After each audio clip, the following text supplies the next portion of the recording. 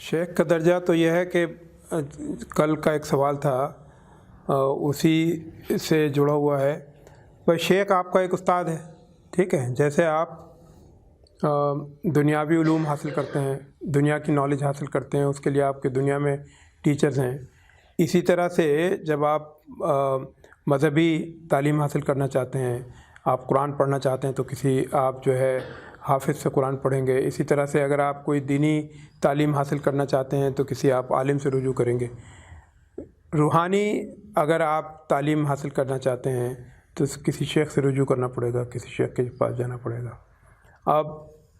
جیسے آپ کے باقی استاد ہیں اسی طرح سے شیخ بھی آپ کا استاد ہے۔ اب شیخ کی ذرا اہمیت تھوڑی سی الگ یہ ہو جاتی ہے کہ باقی جو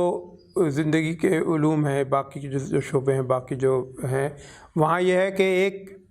وقت کے بعد آپ کی ان سے ایک طرح سے علیحدگی ہو جاتی ہے۔ آپ اسکول میں پڑھے، آپ کے استاد تھے، آپ نے پاس کر لیا، اب وہ آپ وہاں سے نکل گئے، آپ کالج میں گئے، کالج کے استاد تھے آپ کے، آپ وہاں سے بھی نکل گئے۔ آپ نے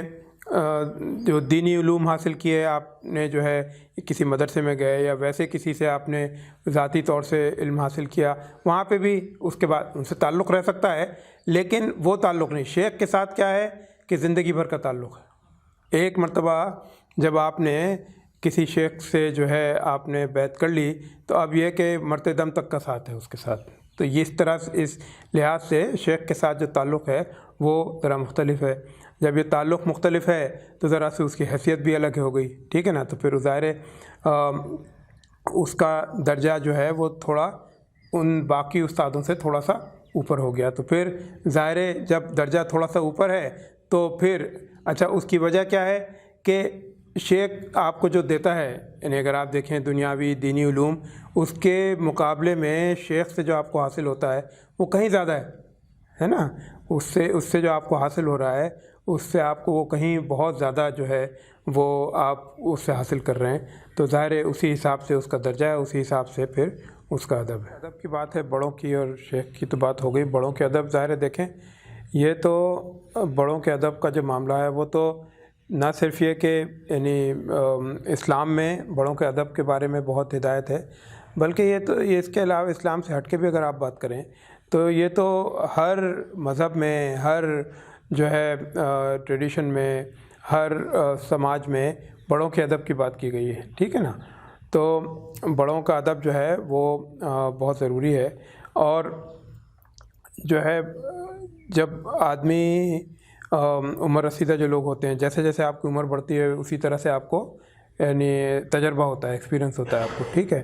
تو بڑے بوڑھوں کے ساتھ بیٹھنے میں آپ کو کچھ حاصل ہی ہوتا ہے، ٹھیک ہے نا۔ آپ ان کے ساتھ بیٹھیں گے تو کچھ نہ کچھ وہ اپنے تجربے کی بات پہ، ایسا نہیں ہے جو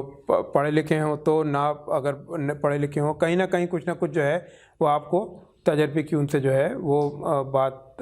ہوگی۔ ایک جو ہے وہ واقعہ ہے کہ وہ لمبا ہو جائے گا، چلے چھوڑیں اس کو۔ تو اصل چیز یہ ہے کہ بڑوں کا جو ادب ہے وہ ضروری ہے، اور اس سے آپ جو ہے وہ کچھ حاصل ہی کرتے ہیں۔ اور اسلام میں جیسے میں نے کہا بڑوں کے ادب کی تو بہت اہمیت ہے، ٹھیک ہے۔ اب جیسے یہ ہے کہ بھئی جو آپ کے یعنی والدین کے بعد، والدین کا تو خیر ہے ادب، کہ والد کے اگر کوئی دوست ہیں تو ان کا بھی ادب اسی طرح سے کرو جیسے تم اپنے والد کا ادب کرتے ہیں۔ اگر ان کے ساتھ جو ہے آپ اچھا سلوک کریں گے تو وہی آپ کو ثواب ہوگا جو جیسے آپ اپنے والد کے ساتھ جو ہے وہ سلوک کرتے ہیں۔